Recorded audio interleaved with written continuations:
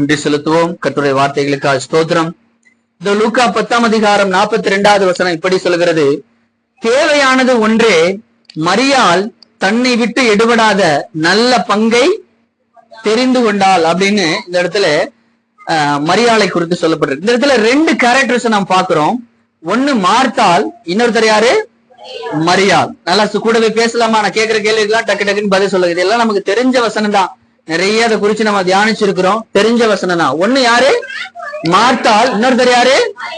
மரியாள். சோ ரெண்டு பேரை குறித்து தான் இன்னைக்கு நம்ம தியானிக்க போகிறோம். மார்த்தாள் என்ன பண்ணாங்க, மரியாள் என்ன பண்ணாங்க?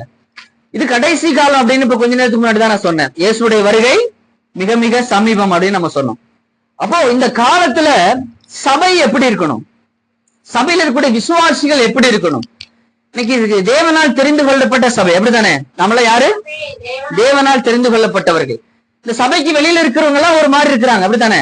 அவங்க எல்லாம் ஒவ்வொரு கேரக்டர்ஸ்ல இருக்கிறாங்க, உன்னை நோக்கி ஓடிட்டே இருக்கிறாங்க. ஆனால் தெய்வத்தால் தெரிந்து கொள்ளப்பட்டு சபையிலே சேர்க்கப்பட்டிருக்கிற நாம் எப்படி இருக்கணும், எப்படி இருக்கக்கூடாது அப்படிங்கிற குறித்து காரியங்களை குறித்து தான் ரெண்டு விதமான கேரக்டர்ஸ், ஒன்னு மார்த்தாள், ஒன்னு மரியாள், அவருடைய சாட்சியின் மூலமாக. ஏன்னா வேதத்துல எந்த அளவுக்கு பாசிட்டிவான சாட்சிகள், அதாவது இப்படிதான் இருக்கணும் அப்படிங்கிறதுக்கும் வேதத்துல சாட்சி இருக்கு, இப்படி எல்லாம் இருக்கக்கூடாது என்பதற்கு என்ன இருக்கு? வேதத்துல சாட்சி இருக்கு. அல்லேலூயா.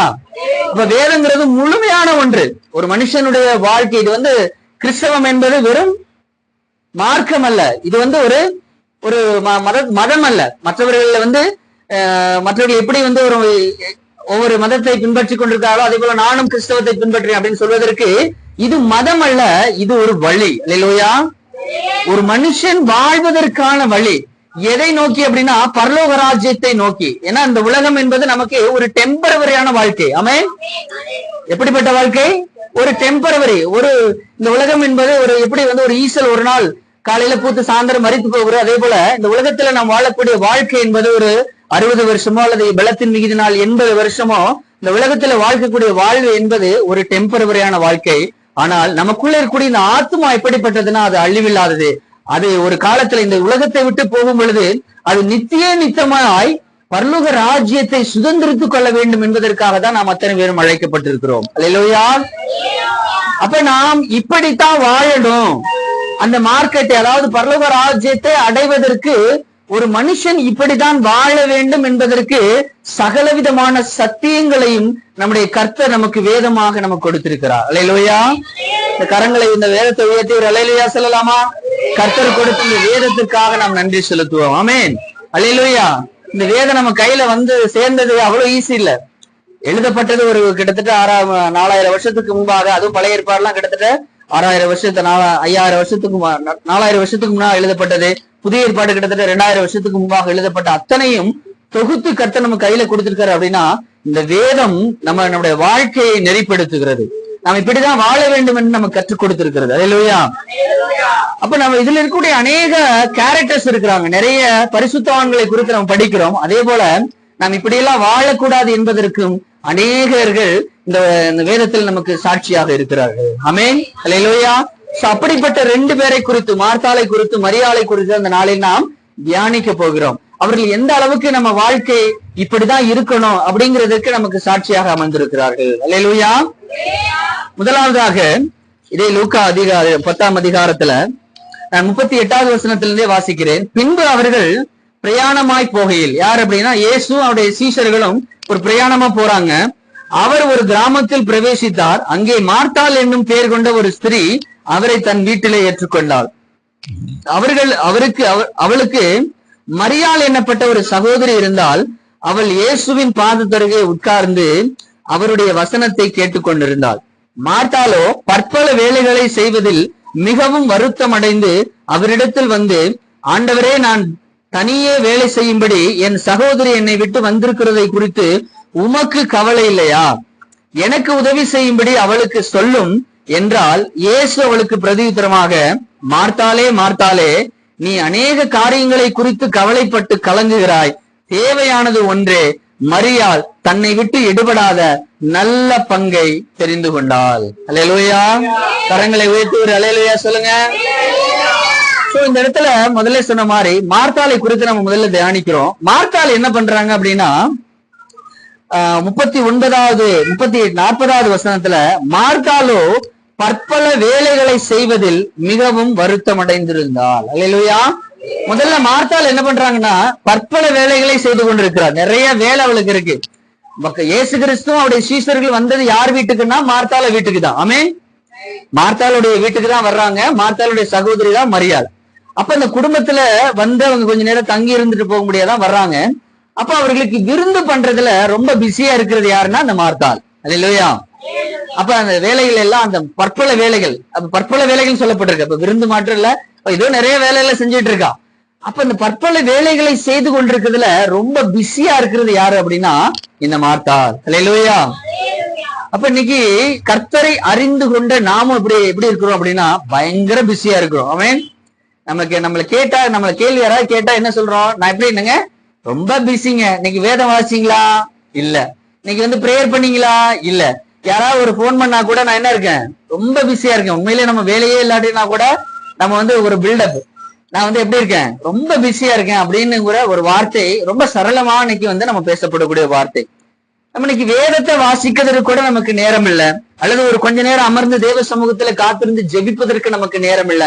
ஆனால் நம்ம எப்படி இருக்கோம்னா பயங்கர பிஸியா இருக்கிறோம். அல்லேலூயா. அப்போ நாம் எதை குறித்து நம்ம பிஸியா இருக்கிறோம்?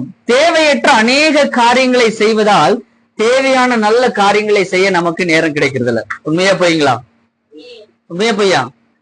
தேவையில்லாத அநேக காரியங்களை நம்ம வாழ்க்கையில செய்யறதுனால தேவையுள்ள ஒரு சில விஷயங்களை செய்வதற்கு நமக்கு நேரம் கிடைப்பதில்லை. அல்லேலூயா. உண்மைதான். அது நம்ம வாழ்க்கையில எது செய்யணும் எது செய்யக்கூடாதுன்னு நமக்கு தெரிஞ்சிருக்கணும். முதல்ல எது அவசியமானது, எது தேவையில்லாது, எது தேவையுள்ளது, எது தேவையற்றது அப்படிங்கிற ஒரு ஞானத்தை கர்த்தர் நமக்கு தருவாராக. அல்லேலூயா. அப்போ நமக்கு எது தேவையானது? இன்னைக்கு பிசாசுடைய தந்திரமே என்ன அப்படின்னா நம்ம ரொம்ப பிஸியா வச்சிருக்கதான். அல்லேலூயா. ரொம்ப நம்மள பிஸியா வச்சிருக்கிறது. நம்ம வந்து அது வேலையாக இருக்கலாம், அல்லது நல்ல ஒரு பிசினஸ் ஆக இருக்கலாம். எதுவாக இருந்தாலும் பிசாசுடைய தந்திரம் என்னன்னா நம்மள ரொம்ப பிஸியா வச்சிருக்குது. ஏன்னா எப்ப நம்ம பிஸியா வந்து இருக்கிறோமோ அப்பெல்லாம் நம்ம யாரை மறந்துடுறோம் அப்படின்னா நம்முடைய கர்த்தரை மறந்துடுறோம். ஆமென். அல்லேலூயா. கர்த்தரை தேடுவதற்கு நமக்கு நேரமே இருக்கிறது இல்லை. ஏன் அப்படின்னா நம்ம என்னவா இருக்கிறோம்னா ரொம்ப பிஸியா இருக்கிறோம். எதுல தேவையற்ற காரியங்களில் நம்ம பிஸியாக வைத்திருப்பது. அல்லேலூயா. இன்னைக்கு பிசாசுடைய வேலைகள்லாம் பாருங்க, 24 மணி நேரமா வேலை செஞ்சுட்டு இருக்கான். ஒரு மொபைல் எடுத்துங்க, 24 மணி நேரம் ஒர்க் ஆயிட்டு இருக்கு. அப்படித்தானே? டிவியை போட்டீங்கன்னா இன்னைக்கு எல்லாம் 24 மணி நேரமும் ஏதாவது ஒரு ப்ரோக்ராம் வந்துட்டே இருக்கு. அப்போ பிசாசுக்கு ஒரு விஷயம் தெரியும், தனக்கு கொஞ்ச காலம் உண்டு என்று எண்ணி. ஆமென். என்ன தெரியும்? அவனுக்கு கொஞ்ச காலம் தான். இன்னைக்கு கொஞ்ச காலம் தான் அவனால இந்த உலகத்துல இருக்க முடியும். சபை எடுத்துக்கொள்ளப்படுச்சுன்னா கண்டிப்பா அவனோட இந்த உலகத்துல எத்தனை வருஷம் தான் இருக்க முடியும்? 7 வருஷம் மட்டும்தான் இந்த உலகத்துல அவனால இருக்க முடியும். அதற்கப்புறம் அவன் வந்து பாதாளத்திலே கட்டப்படுவான் என்பது பிசாசுக்கு நன்றாக தெரியும். ஆமென். ரட்சிக்கப்பட்ட நமக்கு தெரியுதோ தெரியலையோ, ஆனால் பிசாசுக்கு நல்லா தெரியும் அவனுக்கு கொஞ்ச காலம் உண்டு என்று. ஆமென். அப்போ நமக்கு அந்த விஷயத்தை புரிந்து கொள்ள வேண்டும். அப்ப இந்த பிசாசு நம்மை பிஸியாக வைப்பதற்கு எதெல்லாம் செய்யறானோ அதுல இருந்தெல்லாம் நம்மை விலக்கி பாதுகாத்துக் கொள்ள வேண்டியது யாரோட கடமையாக இருக்குன்னா நம்மளுடைய கடமையாக இருக்கிறது. அல்லேலூயா. எப்படி மார்த்தாள் பற்பல வேலைகளை செய்வதில் ரொம்ப பிஸியா இருந்தாலும் ரொம்ப அவளுடைய வேலைகளை வந்து ரொம்ப கவனமா செய்யணும். அவங்க வீட்டுக்கு தான் யார் வந்திருக்கானா? இயேசு வந்திருக்கிறார். அல்லேலூயா. யார் வீட்டுக்கு வந்திருக்கா? மார்த்தாள வீட்டுக்கு தான் இயேசு அவருடைய சீசர்கள் வந்திருக்காங்க. அதே போலதான் இயேசு யார் வீட்டுக்கு இன்னைக்கு வந்திருக்கா? நல்லா சத்தமா சொல்லுங்களேன். நம்ம வீட்டுல இருக்கிறாரா இல்லையா இயேசு? இயேசு இப்ப யாருக்குள்ள வாசம் பண்ணி கொண்டிருக்கிறார்? நமக்குள்ள வாசம் பண்ணி கொண்டிருக்கிறார். பழைய ஏற்பாட்டு காலத்துல அவர் வந்து தேவாலயத்துல வாசம் பண்ணினார். ஆனால் புதிய ஏற்பாட்டு காலத்துல இயேசு இங்க தெய்வம், நம்முடைய தெய்வம் எங்க வாசம் பண்ணி கொண்டிருக்கிறார்? நமக்குள்ளே வாசம் பண்ணி கொண்டிருக்கிறார். நம்மளுடைய இந்த நம்முடைய சரீரம் தான் தேவனுடைய ஆலயமாக இருக்கிறது என்று நம்ம வேதத்துல படிக்கிறோம். அல்லேலூயா. அப்ப நமக்குள்ளே வாசம் பண்ணும்படியாக வந்த தெய்வம் நமக்குள்ளே இருக்கிறார், நம்ம வீட்டுக்குள்ள இருக்கிறார், நம்முடைய சபைக்குள்ளே வாசம் பண்ணி கொண்டிருக்கிறார். அல்லேலூயா. ஆனால் அந்த சபைக்குள்ளே, நமக்குள்ளே, நம்முடைய வீட்டுக்குள்ளே வாசம் பண்ணி கொண்டிருக்க தெய்வத்தை பார்ப்பதற்கோ அவரை சந்திப்பதற்கோ அவரோட நேரம் செலவிடுவதற்கோ நமக்கு நேரம் இல்ல. நம்முடைய எண்ணங்கள், நம்முடைய வேலைகள், நம்முடைய வாழ்க்கை எப்படி இருக்குன்னா அவரை தவிர மற்ற எல்லா காரியங்களையும் நம்ம பிஸியா இருக்கிறோம். அல்லேலூயா. எப்படி மார்த்தாள் தன்னுடைய வேலைகள்ல பிஸியா இருந்தாலோ அதே போல நம்மை தேடி வந்த தெய்வத்தை நம்ம கவனிக்காம அவரோடு நம்முடைய நேரத்தை செலவிடாம நம்ம அநேக காரியங்கள் இன்னைக்கு ரொம்ப பிஸியா இருக்கக்கூடிய ஒரு சூழலை பிசாசானவன் இன்னைக்கு நம்ம வாழ்க்கையில உருவாக்கி இருக்கிறார். அல்லேலூயா, ஆமென், அல்லேலூயா. இப்ப எதெல்லாம் நம்ம வாழ்க்கையில ரொம்ப நம்முடைய நேரத்தை சாப்பிடுது அப்படின்னு பார்த்தா, முதல்ல சொன்ன மாதிரி டிவி. இன்னைக்கும் கர்த்தருடைய பிள்ளைகளுடைய வீட்டுல கண்டிப்பா டிவி இருக்கு. டிவில சீரியல் பாக்குறவங்க இருக்கிறாங்க, அதுல தன்னுடைய நேரத்தை செலவிட்டு கொண்டிருக்கிறவங்க இருக்கிறாங்க. அடுத்து பாத்தீங்கன்னா மொபைல், சொல்லவே வேண்டாம். நம்ம ஒரு எடுத்தோம் அப்படின்னா அதுல எல்லா ஆப்பும் நம்ம கையில இருக்கு. வாட்ஸ்அப் இருக்கு, பேஸ்புக் இருக்கு, ட்விட்டர் இருக்கு, என்னென்ன ஆப் நம்முடைய நேரத்தை சாப்பிடணுமோ எல்லா ஆப்பையும் அதுல நம்ம இன்ஸ்டால் பண்ணி வச்சுட்டு அதுல போய் சப்ஸ்கிரைப் பண்ணி வச்சுட்டு அநேக ஷார்ட்ஸ் பாத்தீங்களா, ஒரு மொபைல் எடுத்து தள்ளிக்கிட்டே இருக்கிறோம். தள்ளு தள்ளு தள்ளு தள்ளு தள்ளுன்னு என்ன பண்றோம், காலையில இருந்து சாயந்தரம் வரையும் நமக்கு நேரம் கிடைக்கும் போதெல்லாம் நம்முடைய நேரத்தை எங்க செலவிடுறோம் அப்படின்னா அந்த மொபைல்ல தான் செலவிடுறோம். இல்லையா? இது யாருன்னு நம்ம சொல்ல வேண்டிய அவசியம் இல்லை, உங்களுக்கே தெரியும். நம்ம எந்த அளவுக்கு ஒரு நாளைக்கு எவ்வளவு நேரம் இந்த பர்டிகுலரா இந்த டிவிலையும் மொபைல்லையும் நம்முடைய நேரத்தை செலவிடுறோம் அப்படின்னு நீங்களே நிதானிச்சு பாத்தீங்கன்னா தெரியும்.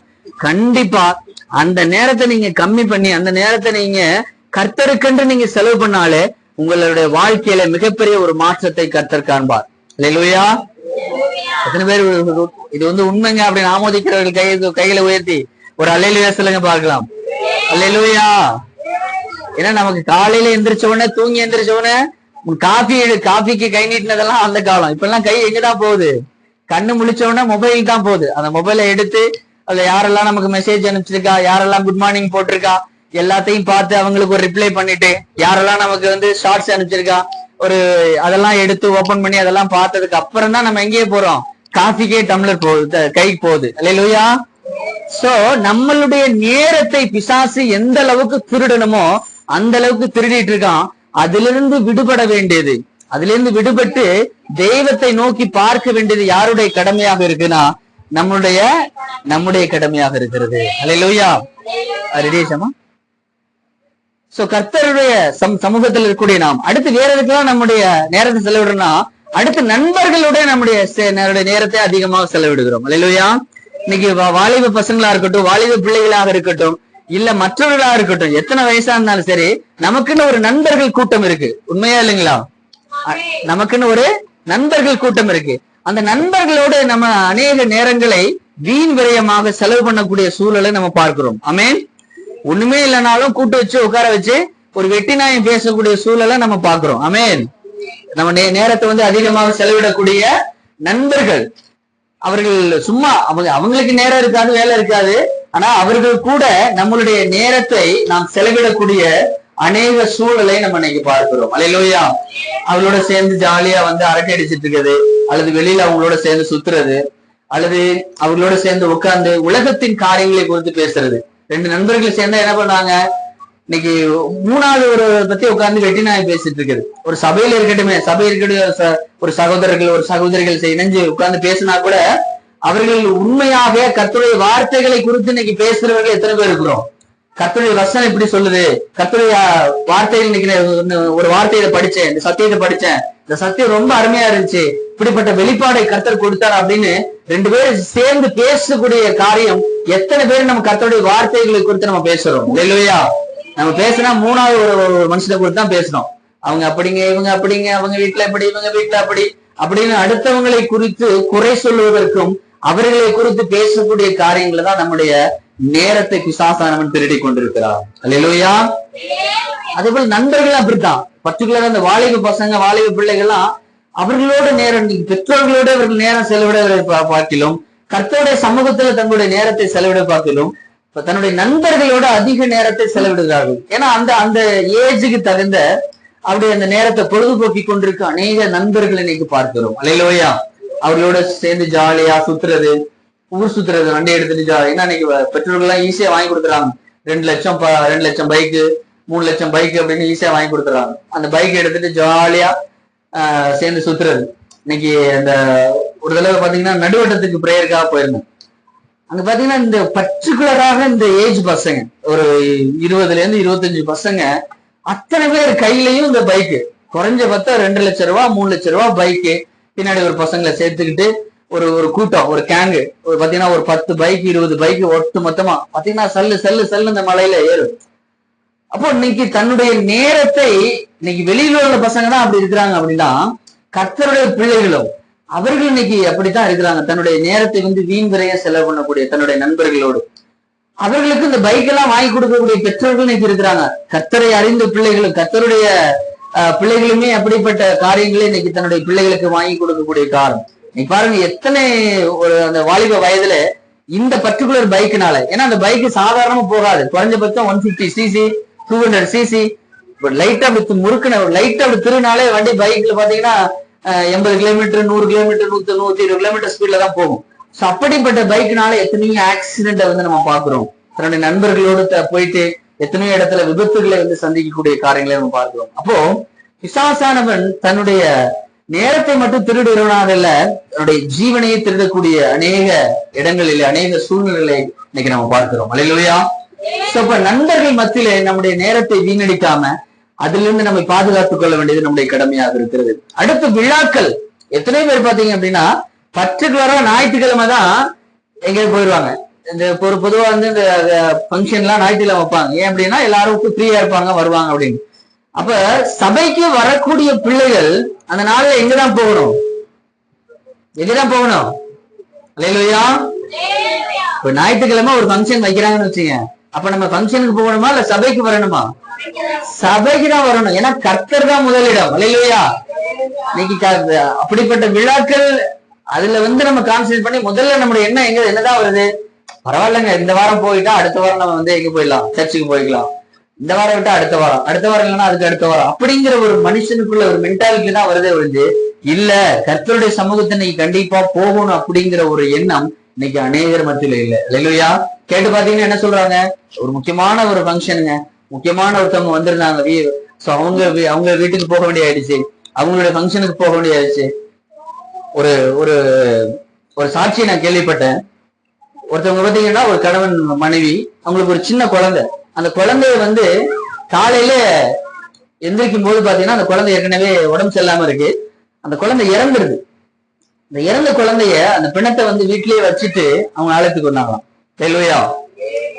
அழைத்து வர்றாங்க, ஆராதனை நடக்குது. அந்த ஆராதனை முடிஞ்சதுக்கு அப்புறம் அந்த ஒரு அறிவிப்பு கொடுக்குறாங்க. இந்த மாதிரி வீட்டுல குழந்தை மரிச்சிருச்சு, அதனால எல்லாருமே வீட்டுக்கு வந்துருங்க அப்படின்னு சொல்லிட்டு ஒரு அறிவிப்பு கொடுத்துட்டு எல்லாருமே வீட்டுக்கு போறாங்க. ஆனா வீட்டுக்கு போகும்போது பாத்தீங்கன்னா அந்த குழந்தை எழுந்து விளையாண்டுட்டு இருந்துச்சு. அல்லேலூயா. இது உண்மையாக நடந்த சாட்சி. அல்லேலூயா. நீங்க எந்த அளவுக்கு கர்த்தருக்கு நீங்க கனத்தை கொடுக்கிறீர்களோ, கர்த்தருடைய சமூகத்துக்கு வர வேண்டும் என்று தேவனுக்கு என்று நீங்க கனத்தை கொடுக்க கொடுக்க கர்த்தர் உங்களை கனப்படுத்தி கொண்டே இருப்பார். அல்லேலூயா. கர்த்தருடைய கிருபையினால நான் ரட்சிக்கப்பட்டு கிட்டத்தட்ட 8 வருஷம் ஆச்சு. இதுவரையில ஏதாவது இந்த ஞாயிற்றுக்கிழமை எங்கேயாவது ஒரு சபையில, ஒண்ணு என்னுடைய சபையில இருப்பேன், இல்லாட்டி ஏதாவது ஒரு சபையில இந்த மாதிரி மெசேஜ் கொடுக்க முடியாத கர்த்தர் கொண்டு போய் சேர்ப்பார். அல்லேலூயா. இதுவரையிலும் ஒரு ஆராதனை கூட மிஸ் பண்ணாம கர்த்தர் இதுவரையிலும் கிருபையாய் பாதுகாத்து கொண்டு இருக்கிறார். அல்லேலூயா. அப்ப நம்ம கர்த்தரை எந்த அளவுக்கு நம்ம கனப்படுத்துகிறோமோ, அவருடைய சமூகத்துக்கு வரணும் அப்படிங்கிற வாஞ்சிக்கிறோமோ, அந்த அளவுக்கு தெய்வம் நம்மை கனப்படுத்தி கொண்டு இருப்பார். அல்லேலூயா. இன்னைக்கு சண்டே அநேக இடங்கள்ல வேலை நடக்குது, இல்லைன்னு சொல்லல. இன்னைக்கு அது திருப்பூர்ல எல்லாம் ஞாயிற்றுக்கிழமை வேலை வச்சிருவாங்க. ஆனாலும் நம்மளுடைய இருதயம் எதைதான் வாஞ்சிக்கணும்? இன்னைக்கு வேலைக்கு போக கூடாது, கர்த்தருக்காக கர்த்தர் சமூகத்துக்கு போகணும் அப்படின்னு நீங்க ஒரு வைராக்கியமா நின்னு பாருங்க. கண்டிப்பா கர்த்தர் அந்த வேலை ஸ்தலத்துல உங்களுக்கு கிருபையை தருவார். உங்க மேனேஜர் கண்ணிலேயோ அல்லது உங்களுடைய ஓனர் கண்ணிலேயோ அவர் தயவு கிடைக்க பண்ணுவார். அல்லேலூயா. நீங்க சொல்லி பாருங்க, அன்னைக்கு ஒரு ஆராதனை இருக்கு, மத்தியானம் வரை போயிட்டு மத்தியானம் மேல வேலைக்கு வந்தேன்னு சொன்னா கண்டிப்பா அதை ஏற்றுக்கொள்ளக்கூடிய ஓனர்கள் இருக்கிறாங்க. அல்லேலூயா. அப்ப நீங்க கர்த்தரை கனப்படுத்தி பாருங்க. நீங்க எதுல எல்லாம் நீங்க கர்த்தரை கனப்படுத்துறீங்களோ அதுல எல்லாம் கர்த்தர் உங்களை கனப்படுத்துவார், மேன்மைப்படுத்துவார். ஒரு போதகர் ஒரு சாட்சி சொன்னார். அவரு ஃபாரின்ல வேலை செஞ்சுட்டு இருக்காரு ஒரு ஷாப்பிங் மால்ல.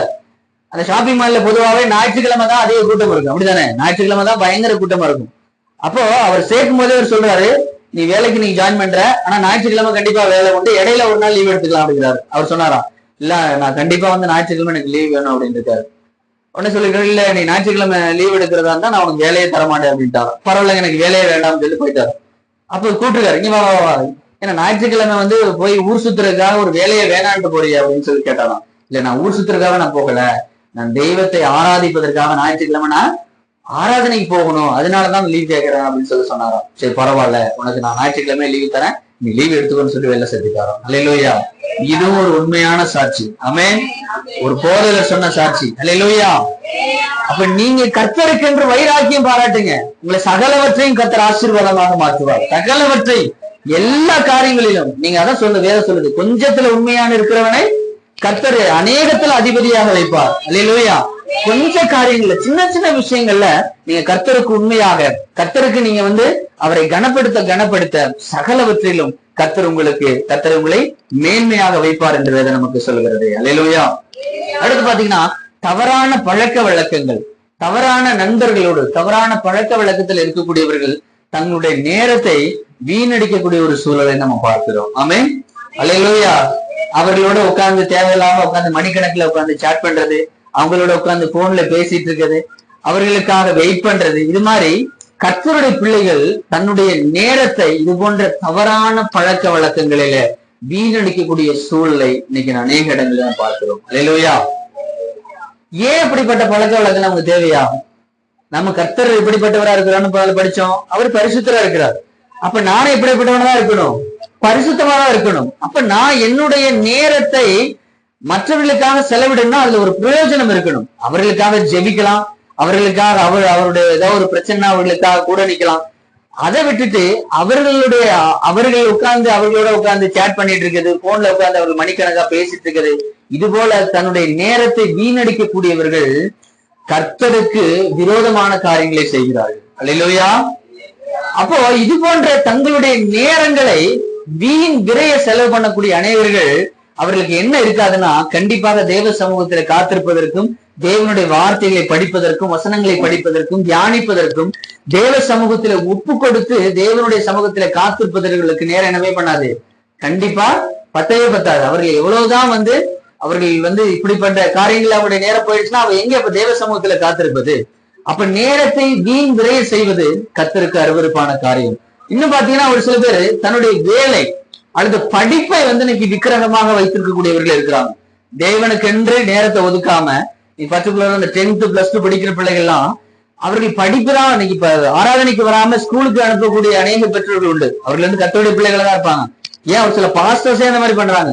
தன்னுடைய பிள்ளைகள் 10th ஸ்பெஷல் கிளாஸ் இருக்கு, 10 +2 ஸ்பெஷல் கிளாஸ் இருக்கு, இன்னைக்கு எக்ஸாம் இருக்கு, நாளைக்கு எக்ஸாம் இருக்கு, நீ உட்காந்து படி, ஆராதனைக்கு வராட்டியும் பரவாயில்ல, நீ இந்த கிளாஸுக்கு போ, அல்ல உட்காந்து படின்னு பிள்ளைகளை விட்டுட்டு ஆராதனைக்கு வரக்கூடிய அநேக பெற்றோர்கள் உண்டு. அல்லேலூயா. அப்போ கர்த்தரை விடவா நம்முடைய படிப்பு முக்கியம்? ஆமென். கர்த்தரை விடவா படிப்பு முக்கியம்? இந்த படிப்பு இல்லாதவர்களை கூட கர்த்தர் உயர்த்துவார். ஆனா கர்த்தர் இல்லாம எவ்வளவுதான் நம்ம படிச்சாலும் என்ன பண்ண முடியாது, பெரிய அளவுக்கு உயர்வை காண முடியாது. எத்தனை பேர் விசுவாசிக்கிறீங்க? அல்லேலூயா. நீங்க நல்லா படிக்கலாம், எவ்வளவு வேணாலும் சம்பாதிக்கலாம், ஆனால் ஒரு குடும்பத்தை நடத்துவதற்கு யார் வேணும்? கர்த்தர் வேணும், கர்த்தருடைய வார்த்தை வேணும், கர்த்தருடைய சத்தியம் வேணும், கர்த்தரை அறிந்து கொள்ள வேண்டும். கர்த்தரை அறியாதவர்கள் இன்னைக்கு நிறையவர்கள் தன்னுடைய வாழ்க்கையில ஃபெயிலியர் ஆயிடுறாங்க. நல்லா படிச்சிருப்பாங்க, நல்லா சம்பாதிப்பாங்க, ஆனா வாழ்க்கையில எப்படிப்பட்டவர்கள் ஃபெயில். அவருடைய வாழ்க்கையில பெரிய ஒரு சக்சஸ்ஃபுல்லா அவருடைய குடும்பத்தை நடத்த முடியாம எத்தனையோ பேர் தன்னுடைய வாழ்க்கையை இழந்து போகக்கூடிய சூழலை பார்க்கிறோம். அல்லேலூயா. அப்போ படிப்பை விட யார் பெரியவர்? கர்த்தர் பெரியவர். அல்லேலூயா. கர்த்தருக்கு முக்கியத்துவம், அவருக்கு முன்னுரிமை கொடுக்கும் பொழுது நீங்க கொஞ்ச நேரத்துல, அதாவது ஒரு மணி நேரம் உட்கார்ந்து படிக்க வேண்டிய விஷயத்த 10 நிமிஷம் 15 நிமிஷத்துல படிச்சு அதை ஞாபகம் வச்சுக்கிறதுக்கு கர்த்தர் உதவி செய்வார். அல்லேலூயா. அதற்கு ஏற்ற ஞானத்தை தருவார். ஆமென். இன்னைக்கு எத்தனை பெற்றோர்கள் காலையில எந்திரிச்சோன்னா நம்ம பிள்ளைகளை கேட்கிறோம், நீ காலையில எந்திரிச்சோன்னா பைபிள் வாசி அப்படின்னு எத்தனை பிள்ளைகள் நம்ம சொல்றோம்?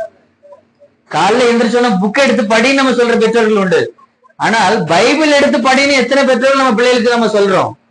அப்ப எது நமக்கு முக்கியம் அப்படின்னா, முதல்ல பைபிள், கர்த்தருடைய வார்த்தை தான் முக்கியம். காலைல எழுந்திருச்சு நாம எப்படி நம்ம ஜெபிக்கிறோமோ, கர்த்தருடைய வார்த்தை வேதத்தை வாசிக்கிறோம், அதே போல பிள்ளைகளும் அதிகாலைல எழுந்து தேவ சமூகத்துல அமர்ந்து ஜெபிச்சுட்டு கர்த்தருடைய வார்த்தையை படிச்சுட்டு அதுக்கப்புறம் தான் நம்முடைய பாட புத்தகத்துக்கு எடுக்கணும். அந்த பழக்கத்தை யாரு உண்டு பண்றீங்களோ அவருடைய பிள்ளைகளுடைய வாழ்க்கை எப்படி இருக்குன்னா கண்டிப்பா செழிப்பாக வைத்திருப்பார். அல்லேலூயா.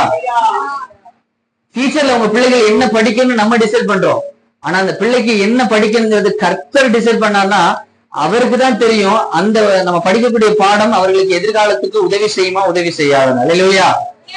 நான் படிச்சது கம்ப்யூட்டர் சயின்ஸ், வேலை செய்யறது பாத்தீங்கன்னா மெர்ச்சன்டைசர். கம்ப்யூட்டர் சயின்ஸுக்கும் மெர்ச்சன்டைஸுக்கும் சம்மந்தமே இல்லை. அப்போ நான் வேலை செய்யக்கூடிய காலத்துல எனக்கு எது உதவி செய்யுமோ அதை படிக்கிறது தான் பிரயோஜனம், அப்படித்தானே? இல்லையா? அதை படிச்சாதானே அது ஃபியூச்சருக்கு வந்து உதவி செய்யும். அப்போ அப்படிப்பட்ட வழியில யார் வழி நடத்துவார்னா கர்த்தர் தான் வழி நடத்துவார், இல்லையா? அப்ப நம்ம பிள்ளைகளுக்கு கர்த்தரை கொடுங்க, கர்த்தருடைய வேதத்தை கொடுங்க. அவர் அவருடைய பிள்ளையுடைய வாழ்க்கையை தன்னுடைய கரத்தில் ஏந்தி அந்த பிள்ளைகளை வழிநடத்துவதற்கு நம்முடைய தெய்வம் போதுமானவர் இருக்கிறார், இல்லையா? ஒரு போதகர் இப்படி சொன்னார், அவர் ஒரு சாட்சி சொன்னார். அவங்க அம்மா வந்து பாத்தீங்கன்னா காலையில எந்திரிச்ச உடனே வேதத்தை எடுத்து வாசிச்சாதான் சாப்பாடே கொடுப்பாங்க. ஆமென். வேதம் வாசிச்சாதான் உனக்கு என்ன உண்டு, சாப்பாடு உண்டு அப்படின்னு சொல்லுவாங்க. இவர் வந்து ஒரு நாள் அடம்பிடிச்சிட்டு இருக்காரு, நான் இன்னைக்கு காலையில எந்திரிச்சு நான் வேதமே வாசிக்க மாட்டேன் அப்படின்னு சொல்லிட்டு அவர் பாட்டு அடம்பிடிச்சிருக்காரு. காலையில டிஃபன் கட்டி அவனை இருந்து பாத்துருக்க, அப்படி எப்படினாலும் மத்தியானம் சாப்பாடு போடுறாங்கன்னு வெயிட் பண்ணி பார்த்திருக்காரு. மத்தியானம் சாப்பாடும் கொடுக்கலையா. நீ வந்து பைபிள் எடுத்து வாசிச்சு பிரேயர் பண்ண மட்டும்தான் உனக்கு என்ன உண்டு, சாப்பாடு உண்டுன்னு தடை. மத்தியானமும் சாப்பிடல, இவன் பாட்டு இருந்துட்டே இருக்கான். சாயந்தரம் வரை இவனால பசி தாங்கவே முடியல. ஒரு வழியா என்ன பண்ணிருக்காரு, எந்திரிச்சு வேதத்தை வாசிச்சுட்டு பிரேயர் பண்ணது முடிச்சதுக்கு அப்புறம் தான் அவங்க அம்மாவே சாயந்தரம் அதுவும் காலையில இருந்து சாயந்தரம் சாப்பாடே போடல, இல்லையா? சாயந்தரம் தான் அவன் வேதம் வாசிச்சதுக்கு அப்புறம் தான் சாப்பாடு கொடுத்தாங்க. இன்னைக்கு அந்த மனுஷன் மிகப்பெரிய ஒரு ஊழியக்காரர் இருக்கிறார், இல்லையா? அவர் சொல்றது என்னன்னா, நான் அந்த குழந்தை பருவத்துல என்னுடைய அம்மா அப்பா என்னை வளர்த்த விதம், அந்த வேதத்தை எனக்கு கற்றுக் கொடுத்த விதம், அந்த வேதத்தின் மீது எந்த அளவுக்கு இம்பார்ட்டன்ஸ் முக்கியத்துவம் அப்படின்னு சொல்லி வளர்த்ததன் விதத்தினாலதான் இன்னைக்கு நான் மிகப்பெரிய ஒரு ஊழியக்காரன் நினைக்கிறேன் அப்படின்னு சொல்லி அந்த மனுஷன் சாட்சி சொன்னார், அல்லேலூயா. அப்போ எந்த அளவுக்கு நம்முடைய பிள்ளைகளுக்கு அந்த வேதத்தை நம்ம வந்து கற்றுக் கொடுப்பதற்கும் வேதத்தை வாசிப்பதற்கு நம்ம பழக்கி வைக்கிறோமோ அந்த வேதம் அந்த பிள்ளைகளுடைய வாழ்க்கையில மிகப்பெரிய வெற்றியையும் ஜெயத்தையும் தரும், அவருடைய வாழ்க்கையை மாற்றும். ஆமென், அல்லேலூயா. சிறு வயதுல நம்ம பிள்ளைகளுக்கு நம்ம எதை கொடுக்கிறோமோ கொடுக்கிறோம் இல்லையோ, நீங்க சொத்து சேர்க்கலாம் சேர்க்காம போகலாம், இல்ல படிப்பை கொடுக்கலாம் கொடுக்காம இருக்கலாம், ஆனால் கர்த்தரையும் கர்த்தருடைய வேதத்தையும் அவர்களுக்கு கற்றுக் கொடுக்க வேண்டியது நம்முடைய பிரதான கடமையாக இருக்கிறது. ஆமென், அல்லேலூயா. சோ அந்த வார்த்தை அந்த பிள்ளைகளை வழி நடத்தும். நம்ம கடைசி வரையும் அந்த பிள்ளைகளோடு இருப்பதற்கு கர்த்தர் உதவி செய்யட்டும். எல்லா சூழ்நிலையும் நம்மளால கூட இருக்க முடியுமா? இன்னைக்கு எத்தனை பிள்ளைகள் ஹாஸ்டல்ல போய் படிக்கிறாங்க, காலேஜ் போற பிள்ளைங்க, ஸ்கூலுக்கு போற பிள்ளைங்க, எல்லா இடத்துலயும் பெற்றோர்கள் கூடவே இருக்க முடியுமா? முடியாது. ஆனால் கர்த்தர் என்ன பண்ண முடியும்? கர்த்தர் கூடவே இருக்க முடியும். கர்த்தருடைய வார்த்தை கூடவே இருக்கும், கர்த்தருடைய வசனம் கூடவே இருக்கும், கர்த்தருடைய கிருபை கூடவே இருக்கும். அப்ப நீங்க கர்த்தரை தேட தேட தேட உங்களுடைய பிள்ளைகள் கர்த்தரை தேட தேட கண்டிப்பாக கர்த்தர் அவர்களோடு கூட இருப்பார் என்பது எல்லளவுக்கும் சந்தேகம் இல்லை, அல்லேலூயா. அப்போ அதே போல வேலை, நம்ம செய்யக்கூடிய வேலை அநேக இடங்கள்ல நமக்கு விக்கிரமாக மாறிடுது. வேலையாகட்டும் அல்லது ஒரு பிசினஸ் ஆகட்டும், அதுல வந்து நம்ம வந்து பிஸியா இருந்துகிட்டு அதை வந்து அதிகமாக நம்ம கான்சன்ட்ரேட் பண்ணிக்கிட்டு நம்ம வேதத்தை வந்து வாசிக்க விடாம, தேவனை தேடாம, கர்த்தரை வந்து தேடாம அநேக நேரங்கள்ல பாத்தீங்க அப்படின்னா கர்த்தரை உதாசனப்படுத்தி விடுகிறோம், அல்லேலூயா. கவனிக்கீங்க. சோ கர்த்தருக்கு முன்பாக வேலையோ அல்லது நம்முடைய படிப்போ நமக்கு விக்கிரகமாக மாறக்கூடாது. விக்கிரகம்னா என்ன? தடை. கர்த்தருக்கு நமக்கு இடையே இருக்கக்கூடிய ஒரு தடை தான் விக்கிரகம். அப்ப நமக்கு நம்முடைய வேலையோ அல்லது படிப்போ அல்லது நம்முடைய பிசினஸோ வேற எந்த காரியமும் கர்த்தரை நம்மை விட்டு பிரிக்காது இருப்பதாக. அல்லேலூயா. நம்முடைய நண்பர்கள் ஆகட்டும், டிவி ஆகட்டும், மொபைல் ஆகட்டும், அல்லது விழாக்கள் ஆகட்டும், அல்லது நம்முடைய ஒரு சிலர் தூங்கிட்டே இருப்பாங்க, ஒரு சிலர் தூங்கியே தன்னுடைய நேரத்தை செலவு பண்றவங்க எல்லாம் இருக்கிறாங்க. வீட்டுல இருக்கக்கூடிய சகோதரிகள்லாம் நம்முடைய வீட்டுல உள்ளவங்களை எல்லாம் அந்த அனுப்பிச்சிட்டு, பிள்ளைங்களை ஸ்கூலுக்கு அனுப்பிச்சிட்டு, கணவரை வேலைக்கு அனுப்பிச்சிட்டு வீட்டுல தூங்கியே நேரத்தை செலவழிக்கிற சகோதரிகள் அல்லது சகோதரர்கள் தன்னுடைய நேரத்தை தூங்கிட்டே தன்னுடைய வேலை நேரத்தை வந்து சீரழிக்கக்கூடிய அநேகர்களை நம்ம பார்க்கிறோம். அப்போ அது கூட விக்கிரகமாக இருக்கிறது. நம்மையும் கர்த்தருக்கு இடையில ஒரு விக்கிரகமாக நம்முடைய நேரத்தை வந்து வீணடிக்கக்கூடிய காரியமாக இருக்கிறது. சோ இதிலிருந்து நம்மை விலக்கி பாதுகாத்து தேவனுடைய சமூகத்திலே நாம் காத்திருப்பது நாம் மிகப்பெரிய வந்து நமக்கு ஒரு ஞானத்தை கர்த்தர் நமக்கு தரணும். அல்லேலூயா, அல்லேலூயா. அப்ப மார்த்தாள் அநேக காரியங்கள்ல பற்பல வேலைகள்ல பிஸியா இருக்கிறார், வேலைகளை செய்து கொண்டிருக்கிறார். அதுபோல நாம் இல்லாமல் நம்முடைய வேலையாகட்டும் எந்த காரியமாக இருக்கட்டும் கர்த்தருடைய சமூகத்தை விட்டு நம்மை பிரிக்காதிருப்பதாக. அல்லேலூயா. ஒரு எக்ஸாமுக்கு போறோம். ஒரு எக்ஸாம்ல பாத்தீங்கன்னா ஃபர்ஸ்ட் எடுத்தோடனே நம்ம எப்படி என்னென்ன கொஸ்டின்ஸ் எல்லாம் அட்டன் பண்ணுவோம் அப்படின்னா, நல்ல தெரிந்த கேள்வி தான் முதல்ல அட்டன் பண்ணுவோம். அப்படிதானே நம்ம டீச்சர்ஸ் எல்லாம் சொல்லிக் கொடுப்பாங்க. ஒரு சில பேர் இருக்காங்க, போய் பார்த்தா கொஸ்டினே எந்த கேள்வியுமே தெரியாதவங்கலாம் இருப்பாங்க, திரு முடிச்சுட்டு. அப்படி இல்லை, நம்ம படிச்சுட்டு போனோம்னா உண்மையிலே ஒரு 100 கேள்வி இருக்கு அப்படின்னா கண்டிப்பா அதுல ஒரு 80 கேள்விக்கு நமக்கு ஆன்சர் தெரியும். அப்ப நமக்கு டீச்சர் சொல்லிக் கொடுக்குறது என்ன அப்படின்னா, முதல்ல நமக்கு தெரிஞ்ச கேள்வி எல்லாம் அட்டன் பண்ண சொல்லி தான் சொல்லிக் கொடுப்பாங்க. அப்படித்தானே இல்லையா? அப்போ இந்த நேரத்தை மேனேஜ் பண்றது, அதாவது டைம் மேனேஜ்மெண்ட் நம்ம சொல்லுவாங்க. அந்த நேரத்தை சரியாக செலவிடுவதற்கு நாம் தெரிந்திருக்க வேண்டும். அல்லேலூயா. இயேசு கிறிஸ்து தன்னுடைய சீசர்களோடு படகுல போயிட்டு இருக்காரு. படகுல போயிட்டு இருக்காரு. அப்ப இயேசு கிறிஸ்து சொல்லப்படுகிறது, அவர் போய் பின்னணியிலே ஒரு தலையணை வைத்து உறங்கி கொண்டிருந்தாராம். ஆமென். அல்லேலூயா. அப்ப இயேசுவுக்கு அவருக்கு உறங்குவதற்கு அதுதான் நேரம். அவர் பின்னணியில போய் அழகா தலையணை வச்சு அமர்ந்து நல்லா தூங்கிட்டு இருக்கிறார். ஏன்னா அது டிராவல் டைம் இல்லையா, ஒரு இடத்துல இன்னொரு இடத்துக்கு போகக்கூடிய நேரம். அப்ப அந்த இடத்துல யாருக்கும் பிரசங்கமும் பண்ண முடியாது, கடல் மிகப்பெரிய இறைச்சலா இருக்கும். அந்த நேரத்துல யாருக்கும் சத்தியமும் சொல்ல முடியாது, யாரையும் சுகப்படுத்த முடியாது, குணப்படுத்த முடியாது. அப்படிப்பட்ட நேரத்துல இயேசு என்ன பண்றாருன்னா, அந்த பின்னணியிலே அவர் நல்லா படுத்து உறங்கி கொண்டிருந்தார் அப்படின்னு படிக்கிறோம். அல்லேலூயா. அதே போலதான் நம்முடைய நேரத்தை நாம் எதற்கு இம்பார்ட்டன்ட் கொடுக்கணும், எதை இது ரொம்ப முக்கியமான வேலை, இதுக்கு செஞ்சே ஆகணும், இது முக்கியம் இல்லாத காரியம், இது பின்னாடி செஞ்சுக்கலாம் அப்படின்னு நம்முடைய நேரத்தை மேனேஜ் பண்ணுவதற்கு நமக்கு தெரிஞ்சிருக்கணும். அல்லேலூயா. உலகத்துல கூட ஒரு பழமொழி இருக்கு இல்லையா, காலம் பொன் போன்றது. ஆமென். அல்லேலூயா. காலம் எப்படிப்பட்டதா? பொன் போன்றது. ஏன்னா அந்த கடிகாரம் சுத்திட்டு இருக்கு இல்லையா, இந்த போன நேரத்தை நம்ம திரும்ப கொண்டு வரவே முடியாது. நம்ம போன நேரம் போனதான், திரும்ப என்ன பண்ண முடியாது, கொண்டு வர முடியாது. அப்போ நம்மளுடைய அந்த நேரம் கர்த்தர் நம்ம வாழ்க்கையில கொடுக்கக்கூடிய அந்த நேரத்தை நாம் கர்த்தருக்கென்று எந்த அளவுக்கு நாம செலவிடமோ, அதாவது எந்த அளவுக்கு கர்த்தரை முக்கியத்துவமாக நினைத்து அவர் சமூகத்துல நம்முடைய நேரத்தை செலவிடுகிறோமோ அந்த அளவுக்கு நம்முடைய வாழ்க்கையானது உயர்வை கர்த்தர் நமக்கு தருவார். அல்லேலூயா.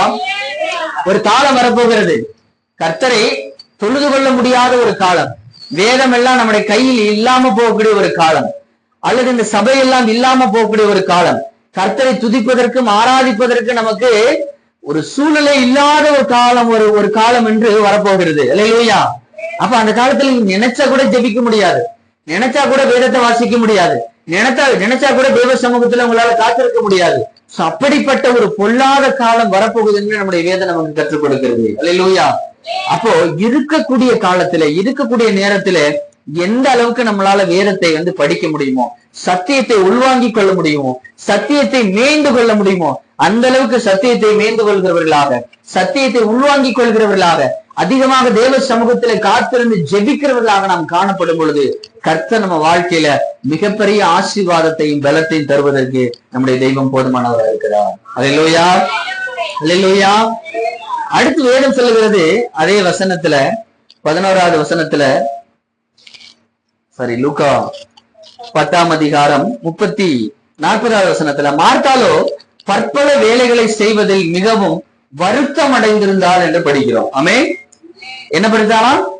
வருத்தம் அடைந்தாள். 41வது வசனத்துல இயேசு சொல்றார், இயேசு அவளுக்கு பிரதியுத்தரமாக, மார்த்தாளே, நீ அநேக காரியங்களை குறித்து கவலைப்பட்டு கலங்குகிறாய் அப்படின்னு இயேசு சொல்றார். அல்லேலூயா. அந்த மார்த்தாளுக்கு என்ன இருந்துச்சுன்னா, முதல்ல பற்பல வேலையில பிஸியா இருக்கிறா, ரெண்டாவது அந்த வேலை குறித்து அவளுக்குள்ள என்ன இருக்குன்னா, அவள் வருத்தம் அடைந்தாள் என்று வேதத்துல படிக்கிறோம். ரெண்டாவது அவள் என்ன பண்றா அப்படின்னா, கவலைப்பட்டு கலங்கினாலும். அல்லேலூயா. அப்ப அவளுக்குள்ள என்ன இருந்துச்சுன்னா, முதல்ல வருத்தம் இருக்குது, ரெண்டாவது கவலை இருக்குது, மூணாவது கலக்கம் இருக்குது. எதை குறித்து? வேலை குறித்து. அவள் செஞ்சிட்டு இருக்க வேலை குறித்து அவளுக்கு என்ன இருக்குன்னா, வருத்தமும் கவலையும் கலக்கமும் இருந்துச்சான். இதனால கர்த்தருக்கு ஏதாவது பிரயோஜனம் இருக்கா? அவ செஞ்சிட்டு இருக்க வேலையில அவளுக்கு வருத்தம் வருதான், கலக்கம் வருதான். இதனால பரலோக ராஜ்யத்துக்கோ அல்லது கர்த்தருக்கோ அல்லது தேவனுக்கோ ஏதாவது பிரயோஜனம் இருக்கா? இல்ல. அல்லேலூயா. இன்னைக்கு அநேகர்கள் நம்மள இப்படிதான் இருக்கிறோம்.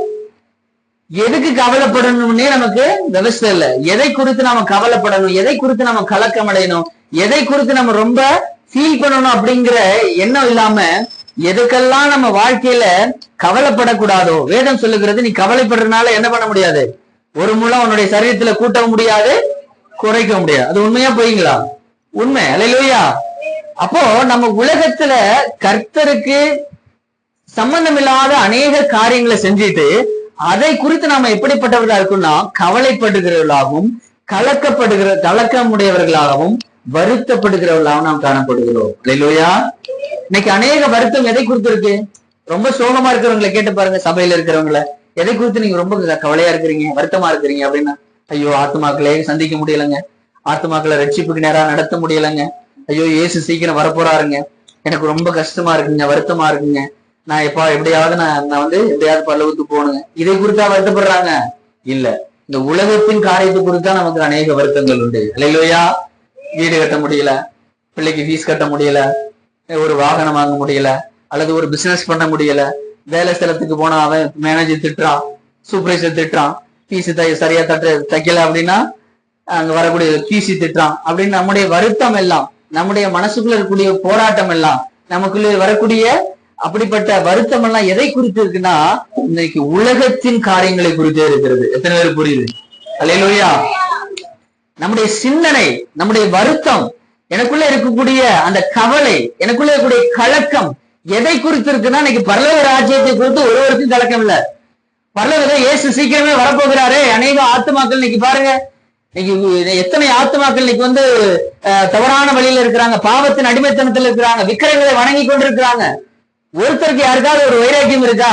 ஐயோ நான் தேவ சமூகத்துல காத்திருந்தேன், அவர்களுக்காக ஜெபிக்கணும், அவங்களுக்காக ரட்சிக்கப்படணும். ஏன் என் பக்கத்து வீட்டுல ஒருத்தர் ரட்சிக்கப்படாம இருக்கிறான், அவனோட ரட்சிப்புக்காக நான் திறப்பில நிற்கணும், முழங்கால் பண்ணிட்டு அவனுக்காக ஜெபிக்கணும். இன்னைக்கு அநேகர்கள் இன்னைக்கு பில்லிஷினை கட்டினாலும், மாந்திரிக சேவனை கட்டினாலும், பிசாசுடைய அடிமைத்தனத்தில் இருக்கிறார்களே, அவர்கள் எல்லாம் கர்த்தர் விடுவிக்கணும். இன்னைக்கு எத்தனை பேர் ஆஸ்பத்திரியில போய் இன்னைக்கு ஹாஸ்பிட்டல்ல படுத்த படுக்கையா இருக்கிறான், அவர்களெல்லாம் ரட்சிக்கப்படணும், விடுதலையாக்கப்படணும், சுகமாக்கப்படணும், கர்த்தரை அறிந்து கொள்ள வேணும். யாருக்காவது கலக்கம் இருக்கா? யாருக்காவது வருத்தம் இருக்கா? இல்ல. நம்முடைய கலக்கம், நம்முடைய வருத்தம், நானும் கேட்டா நான் ரட்சிக்கப்பட்டவன், நான் சபைக்கு போறேன், கர்த்தரை எனக்கு தெரியும், கர்த்தரை என்னை அப்படி பண்ணிருக்காரு, இப்படி பண்ணிருக்காரு. யாருக்காவது நமக்கு அந்த வருத்தம் இருக்கிறா, கலக்கம் இருக்கிறா? இல்லையே. நம்முடைய கலக்கம் எல்லாம் இன்னும் இன்னும் இன்னும் இதோ இயேசுடைய வருகை வருகை சமீபம்னு கத்திக்கிட்டே இருக்கிறோம். ஆனால் இன்னும் நம்மளுடைய சிந்தனை, நம்மளுடைய கலக்கம், என்னுடைய வருத்தம் எல்லாம் இந்த உலகத்தை குறித்து இருக்கிறது. இல்லையா? அந்த மார்த்தாள் அவள் தன்னுடைய வேலை குறித்து வருத்தப்பட்டவளாக, கலக்கப்பட்டவர்களாக, கலக்கமுடையவளாக, கவலை அடைந்தவளாக இருக்கிறாள். நாம் அப்படி இருக்க கூடாது என்று வேதம் நமக்கு பெற்றுக் கொடுக்கிறது. அல்லேலூயா. மூன்றாவது காரியம், தவறான விண்ணப்பம் பண்றா. 10ஆம் அதிகாரம் 40வது வசனத்துல மார்த்தாளோ பற்பல வேலைகளை செய்வதில் மிகவும் வருத்தம் அடைந்து அவரிடத்தில் வந்து, அதாவது இயேசுவினிடத்தில் வந்து, ஆண்டவரே நான் தனியே வேலை செய்யும்படி என் சகோதரி என்னை விட்டு வந்திருக்கிறதை குறித்து உமக்கு கவலை இல்லையா அப்படின்னு கேட்கிறார். இல்லையா? என்ன இல்லையா? நீ செய்யறதே கர்த்தருக்கு அவசியம் இல்லாத ஒரு வேலை செஞ்சிட்டு இருக்க. மரியாள் எங்க இருக்கிறா? இயேசுடைய பாதத்துல இருக்கிறா. அப்போ எனக்கு வந்து அவ உதவி செய்ய மாட்டேங்கிறா அப்படின்னு யார்கிட்ட போய் கம்ப்ளைண்ட் பண்றா? இயேசுவினிடத்துல வந்து கம்ப்ளைண்ட் பண்றா. அல்லேலூயா, அல்லேலூயா. அப்போ அவள் வந்து ஒரு கம்ப்ளைண்ட் பண்றா, வந்து பற்பல தன்னுடைய வேலைகளை வந்து அவள் செய்வதற்கு எனக்கு ஹெல்ப் பண்ண மாட்டேங்கிறா, இவ்வளவு வேலையை நான் வந்து இழுத்து போட்டு செஞ்சுட்டு இருக்கேன். ஒருவேளை அந்த இடத்துல மரியாள் இல்லாம இருந்தா என்ன பண்ணிருவா? அவளே செஞ்சிருப்பா. அவ்வளவுதானே? இவளுக்குள்ள ஒரு பொறாமை, நான் மட்டும் இவ்வளவு வேலை செஞ்சுட்டு இருக்கேன், இந்த மரியாள் எங்க போய் உட்காந்துருக்கா? ஜாலியா இயேசுடைய பாதத்துல போய் உட்கார்ந்துட்டு அவர் சொல்றதெல்லாம் கேட்டுட்டு இருக்காளே அப்படின்னு இவளுக்குள்ள ஒரு பொறாமை. போய் என்ன பண்றா? இயேசு கிட்ட போய் கம்ப்ளைண்ட் பண்றா, நான் தனியா கஷ்டப்பட்டுட்டு இருக்கேன், இவளை அனுப்பிச்சு விடுங்க அப்படின்னு சொல்லிட்டு இயேசுகிட்ட கம்ப்ளைண்ட் பண்றான். அல்லேலூயா. அப்போ இந்த உலகத்தின் காரியங்களை நான் செஞ்சுக்கிட்டு, கர்த்தருக்கும் பரலோக ராஜ்யத்துக்கும் சம்பந்தம் இல்லாத ஒரு விஷயத்தை நான் செஞ்சுக்கிட்டு, அதை குறித்து நான் வருத்தப்பட்டு, அதை குறித்து நான் கலக்கப்பட்டு, அதை குறித்து நான் கவலைப்பட்டு கொண்டு தேவனிடத்துல நான் போய் விண்ணப்பம் செஞ்சா என்னுடைய விண்ணப்பம் கேட்கப்படுமா? கேட்கப்படாதா? நல்லா சத்தமா சொல்லுங்களேன். கேட்கப்படுமா? நான் ஒரு பிரச்சனை, எனக்கு இஷ்டத்துக்கு நான் ஒரு சில வேலைகளை செஞ்சுட்டு இருக்கேன். அப்போ அந்த வேலையை குறித்து எனக்குள்ள ஒரு பிரச்சனைகள் வருகிறது. அப்போ அதுக்காக நான் போய் கர்த்தரிடத்துல நான் விண்ணப்பம் பண்றேன், ஆண்டவரே எனக்கு இப்படி ஒரு பிரச்சனை வந்துருச்சு, ஆண்டவரே இந்த பிரச்சனைல இருந்து என்னை விடுதலை ஆக்குங்க அப்படின்னு கர்த்தரிடத்துல போய் நம்ம வந்து விண்ணப்பம் பண்ணா அந்த கர்த்தர் அந்த இடத்துல நம்முடைய விண்ணப்பத்திற்கு பதில் தருவாரா? தரமாட்டாரா? கண்டிப்பா தரமாட்டாரு. நீங்க கர்த்தருக்கென்று உங்களை குறித்து தெய்வம் திட்டம் வச்சிருக்கிறாருன்னா அந்த திட்டத்தை குறித்து நீங்க எந்த வேணாலும் போய் விண்ணப்பம் பண்ணுங்க, அது உடனே பரலோகம் கேட்கும். அல்லேலூயா. இப்போ ஒரு மோசே இருக்கிறாரு. மோசேக்கு பாத்தீங்க அப்படின்னா ஒரு கர்த்தர் கட்டளை எடுக்கிறார், நீ இந்த கண்மலை பார்த்து பேசு, அப்ப பேசும் பொழுது தண்ணி வரும் அப்படின்னு சொல்றாரு. இவர் மோசே என்ன பண்றாரு, அங்க இருக்கக்கூடிய ஜனங்கள் அவரை வந்து டென்ஷன் பண்ணதுனால கண்மலையை ஓங்கி குச்சினால அடிச்சிடுறாரு. தண்ணி வந்துச்சா இல்லையா? தண்ணி வந்துச்சு. ஜனங்களுக்கு எல்லாம் தன்னுடைய தாகம் தீர்க்கப்பட்டது. ஆனால் மோசே வந்து தேவனிடத்துல போகும் பொழுது தேவன் சொல்றாரு, நான் உன்ட்ட என்ன சொன்னேன், நீ என்ன செஞ்சுட்டு வந்திருக்க? நான் கண்மலை பார்த்து என்ன சொன்னேன், பேச சொன்னேன், நீ போய் அடிச்சுட்டு வந்திருக்கே அப்படின்னு சொல்லி நீ வந்து கானான் தேசத்துக்குள்ள பிரவேசிக்க மாட்ட அப்படின்னு சொல்லிட்டாரு. அல்லேலூயா. ஆனா மோசே கெஞ்சிறாரு, ஆண்டவரே மன்னிச்சிருங்க, அது தப்பு என் மேல இல்ல, அது செஞ்ச தப்பு யாரு? இஸ்ரவேல் ஜனங்க. அவங்கதான் என்னை கோவப்படுத்திட்டாங்க. நான் வந்து நீங்க உங்களோட கட்டளையை மீறி அந்த கண்மலையை தெரியாம அடிச்சுட்டேன், மன்னிச்சிருங்க அப்படின்னு கெஞ்சுறாரு. ஆனால் தேவன் ஒரு வார்த்தை சொல்றாரு, நீ அதை குறித்து இனி பேச வேண்டாம் அப்படின்னு சொல்றாரு. அல்லேலூயா. அப்படின்னா என்ன அர்த்தம்? அவர் சொன்னதை மீறி இவர் தேவையில்லாத செஞ்சுட்டு வந்ததுனால இவருடைய விண்ணப்பம் அந்த இடத்துல கேட்கப்படாமல் போயிடுச்சு. அல்லேலூயா. மோசையை கொண்டு எத்தனை அற்புதங்களை கர்த்தர் செய்தார், எத்தனை அடையாளங்களை செய்தார். எகிப்துல கிட்டத்தட்ட 9 வாதைகளை வெளிப்படுத்துகிறார். கண்மலையை பிளக்கிறார், செங்கடலை பிளக்கிறார், மன்னாவை கொண்டு வர்றாரு, காடையை கொண்டு வருகிறார், மாறாவின் நீரை தேனாக மாற்றுகிறார். எத்தனை அற்புதங்களை வந்து மோசே செய்கிறார். அத்தனையும் கர்த்தர் சொன்னதை செஞ்சதுனால அத்தனை அற்புதம். அல்லேலூயா. ஆனால் ஒரே ஒரு காரியத்துல அவர் மீறது நிமித்தம் அவருடைய விண்ணப்பத்தை கர்த்தர் நிராகரிக்கிறார். அவருக்கு கானான் தேசத்துக்குள்ளே போகல. அல்லேலூயா. அப்போ நாம் கர்த்தருடைய காரியங்களை, கர்த்தர் சொல்லக்கூடிய விஷயங்களை நம்ம வாழ்க்கையில கடைபிடிக்கிறவர்களாகவும் அதை செய்கிறவர்களாகவும் இருந்தோமேனால் அவர் என்ன நம்ம வாழ்க்கையில நியமிச்சிருக்கிறாரோ அதை செய்யும் பொழுது நம்முடைய விண்ணப்பங்கள், ஜெபங்கள் அத்தனைக்கும் கர்த்தர் செவி கொடுத்து நம்முடைய சரியான வாழ்க்கையில நடத்தி செல்வதற்கு கர்த்தர் போதுமானவர் இருக்கிறார். அல்லேலூயா. அடுத்தவ என்ன பண்றான்னா, மரியாளுக்கு அவ வந்து ஒரு இடையூறு பண்றான். மரியாளுக்கு எங்க உட்காந்துருக்கா? இயேசுடைய பாதத்துல உட்கார்ந்துட்டு இருக்கா. அப்ப இயேசுடத்து போய் வந்து அவ கம்ப்ளைண்ட் பண்றா, என் சகோதரி என்னை விட்டு வந்திருக்கிறதை குறித்து உமக்கு கவலை இல்லையா? எனக்கு உதவி செய்யும்படி அவளுக்கு சொல்லும் என்றாள். அல்லேலூயா. அவள் மரியாள் வந்து சரியான வேலையதான் செஞ்சிட்டு இருக்கா. கர்த்தருக்கு என்ன வேணுமோ, கர்த்தருக்கு தேவையானது எதுவோ அதை தான் செஞ்சிட்டு இருக்கா. கர்த்தருடைய பாதத்துல அமர்ந்து அவருடைய வார்த்தையை கேட்டுட்டு இருக்கா. ஆனால் மரியாள் போய் அவளை டிஸ்டர்ப் பண்றா. அவளை எங்கே இழுக்கிறா? தன்னுடைய வேலைக்கு இழுக்கிறா. தான் வந்து செய்யறதே ஆல்ரெடி கர்த்தருக்கு பிடிக்காத விஷயத்த செஞ்சுட்டு இருக்கா. ஆனா அந்த மரியாதையும் சேர்த்து இழுக்கிறா. அல்லேலூயா. இன்னைக்கு அநேகர்கள் இன்னைக்கு சபை விட்டு போறவங்க எல்லாம் யாரை இழுத்துட்டு இருக்கா? ஆமா, இங்க இருக்கிறவங்களையும் சேர்த்து இழுத்துட்டு போறாங்க. ஆமென். அவர்கள் போறதே வந்து பாத்தீங்கன்னா சரியானத்துக்கு போறாங்களான்னு தெரியாது. அநேக கள்ள உபதேசங்களை நோக்கி போறாங்க. அநேகர்கள் வந்து ஒரு தவறான ஊழியர்களுடைய கையில் போறாங்க. அப்ப அவர்களே பாத்தீங்க அப்படின்னா இன்னைக்கு நல்ல இடத்துல தேவனை உண்மையாக ஆராதித்து கொண்டு தேவ சமூகத்துல காத்திருக்கக்கூடிய அநேக பிள்ளைகளை அதுல இருந்து இழுத்துட்டு போறாங்க. இல்லையா? நம்ம ஒரு சம்பவத்தை நமக்கு தெரியும். மோசேயுடைய சகோதரர் ஆரோன், அவருடைய சகோதரி மிரியாம், அவங்க 2 பேரும் என்ன பண்றாங்கன்னா மோசையை குறித்து முறுமுறுக்கிறாங்க.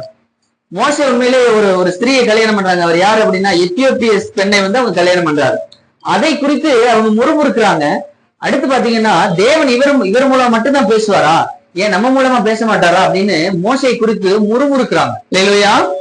அப்ப முறுமுறுக்கும் பொழுது மோசைக்கு தெரியாது இவங்க 2 பேரும் பேசிட்டு இருக்கிறது யாரும் தெரியாது, மோசைக்கு தெரியாது. ஆனால் கர்த்தர் அதை காது கொடுத்து கேட்டாராம். ஆமென். அவங்க 3 பேரையும் அழைக்கிறார். எங்க? பாளையத்துக்கு பாளையத்துல இருந்து 3 பேர், அதாவது மோசையையும் அந்த மிரியாமையும் ஆரோன் 3 பேரையும் அழைக்கிறார். அப்ப அழைச்ச உடனே நீ மோசையை குறித்து நீங்க அதாவது மோசையை தனியை விட்டுட்டு பேசுறது வந்து இந்த ஆரோன் டைம் மிரியாம் டைம் பேசுறாரு தேவன். அப்ப நீ மோசையை குறித்து நீ வந்து முறுமுறுக்கிறது என்ன, அவனை குறித்து நீ அவதூறு பேசுகிறது என்ன, மோசையை பத்தி உனக்கு தெரியுமா, அவன் என்னுடைய வீடு எங்கும் அவன் உண்மையும் உத்தமமானவன் அப்படின்னு சாட்சி கொடுக்கிறார். அல்லேலூயா, அல்லேலூயா. மோசே தன்னுடைய வேலையை திறன்பட செய்து கொண்டிருக்கிறார். அவர் கொடுத்த ஊழியத்தை அவர் செஞ்சுட்டு இருக்கிறார். ஆனால் அவருடைய வேலையை அல்லது அவருடைய ஊழியத்தை டிஸ்டர்ப் பண்ணக்கூடிய அந்த மிரியாமையும் ஆரோனையும் கூப்பிட்டு அவர் வான் பண்றார். அல்லேலூயா. அந்த இடத்துல அவர் வந்து மோசைக்கு தெரியாதவங்க பேசுறது, ஆனால் கர்த்தர் காது கொடுத்து கேட்கிறாராம். அப்ப நம்மளுடைய சபையிலும் சரி, நம்முடைய இடத்திலும் நம்ம 2 பேரும் பேசினா யாரை குறித்து பேசக்கூடாது, 3வது ஒரு ஆளை குறித்து நம்ம என்ன பண்ணக்கூடாது, கண்டிப்பா பேசக்கூடாது. நம்ம 2 பேரும் பேசுறோமா, நம்மளை குறித்து, நம்முடைய குடும்பத்தை குறித்து, நம்முடைய சபை குறித்து, சபையில இப்படிப்பட்ட வளர்ச்சி இருக்கணும், ஒரு கர்த்தருடைய வார்த்தை குறித்து, இதை குறித்தான் பேசணும். விளைஞ்சு 3வது ஒரு மனுஷனை குறித்து அவன் அப்படி பண்றான் இப்படி பண்றான்னு அடுத்தவர்களை குறித்த காரியங்களை பேசக்கூடாது. ஏன்னா 2 பேரும் பேசும் பொழுது யார் காது கொடுத்து கேட்கிறாராம், கர்த்தர் கேட்டுக்கொண்டிருக்கிறார். அல்லேலூயா. அப்ப அடுத்தவர்களை குறித்து, அவருடைய அவருடைய ஊழியங்களை குறித்தோ அவர்களுடைய காரியங்களை குறித்து நாம் பேசுவதற்கு நமக்கு அதிகாரம் இல்லை. அல்லேலூயா. அப்ப நல்லா ஊழியம் பண்ணிட்டு இருக்க அந்த மோசையை குறித்து கர்த்தர் சாட்சி கொடுக்கிறார். அது மாத்திரமல்ல, அந்த மிரியாமுக்கு என்ன வந்துச்சுன்னா குஷ்டரோகம் வருது. ஆமென். சபிக்கிறார், நீ 7 நாளைக்கு உனக்கு குஷ்டம் வரும் அப்படின்னு சொல்லிட்டு அந்த மிரியாம சபிச்சுட்டு போறாரு. அதே போல 7 நாள் அந்த அம்மா பயங்கர குஷ்டரோகத்தினால பாதிக்கப்பட்டு 7 நாள் அந்த பாளையத்தை விட்டு தள்ளி வைக்கப்படுறார்கள். அல்லேலூயா. அப்போ தேவனுடைய காரியத்தை செய்து கொண்டிருக்கிறவர்கள், தேவனுடைய வேலையை, தேவனுடைய ஊழியத்தை செய்து கொண்டிருக்கிறவர்களை குறித்து நாம் பேசுகிறதா இருந்தாலும் சரி, அல்லது அவர்களை அந்த காரியத்திலிருந்து அவர்களை இழுக்கிறதா இருந்தாலும் சரி, அவர்களை குறித்து தேவையில்லாத காரியங்களை வெளிப்படுத்த எதா இருந்தாலும் ரொம்ப ஜாக்கிரதையாக இருக்க வேண்டும் என்று வேதம் நமக்கு சொல்கிறது. அல்லேலூயா. அப்போ அந்த மார்த்தாளை குறித்து 4 காரியங்கள் படிக்கிறோம். ஒண்ணு, அவர் பற்பல வேலைகளை செய்து கொண்டிருந்தார். 2வது, ரொம்ப அந்த வேலைகளை குறித்து வருத்தம் அடைந்தால், கவலைப்பட்டால், கலக்கம் அடைந்தால் நம்ம பார்க்கிறோம். 3வது காரியம், தவறான விண்ணப்பத்தை அவள் ஏறெடுக்கிறாள். 4வது காரியம், மரியாளுக்கு அவள் இடையூறு செய்கிறாள் என்று வேதத்தில் படிக்கிறோம். அல்லேலூயா. இப்ப நம்ம மரியாளை குறித்து படிக்க போறோம். மரியாள் என்ன பண்ணாங்க? ஏன் மரியாளை குறித்து கர்த்தர் சாட்சி கொடுக்கிறார் அப்படின்னா, மரியாள் என்ன பண்றாங்க அப்படின்னா 39வது வசனத்துல, அவள் இயேசுவின் பாதத்தருகே உட்கார்ந்து அவருடைய வசனத்தை கேட்டுக்கொண்டிருந்தாள். அல்லேலூயா. அப்ப என்ன பண்றா மரியாள்? முதல்ல இயேசுடைய பாதத்தின் அருகே அமர்ந்திருந்தார். ஆமென். அல்லேலூயா. அப்ப நம்மளுடைய வாழ்க்கையிலே நாம் கற்றுக்கொள்ள வேண்டிய மிக மிக மிக அவசியமான ஒரு விஷயம் என்ன அப்படின்னா, அவருடைய பாதத்தில் அமர்ந்திருப்பதற்குரிய பழக்கம் நமக்கு இருக்க வேண்டும். எத்தனை பேர் விசுவாசிக்கிறீங்க? அல்லேலூயா. நம்முடைய பற்பல வேலைகளை செய்து கொண்டு கர்த்தரை விட்டு தூர போகிறவர்களாக அல்ல, தேவ சமூகத்தில தேவனுடைய பாதத்தில் அருகே அமர்ந்திருப்பதற்கு நாம் பழகி இருக்க வேண்டும்.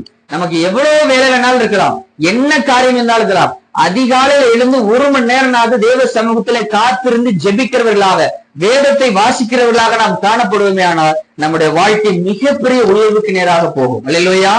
அதே போல இரவு நம்ம படுக்கிறதுக்கு முன்பாக 1 மணி நேரம் குடும்ப ஜெபம், குடும்பமா இணைந்து நாம் ஜெபிக்கும் பொழுது, தேவ சமூகத்துல காத்திருந்து ஜெபிக்கும் பொழுது நம்முடைய உயர்வை கர்த்தர் மேன்மேலும் உயர்த்தி கொண்டே இருக்கிறார். அல்லேலூயா.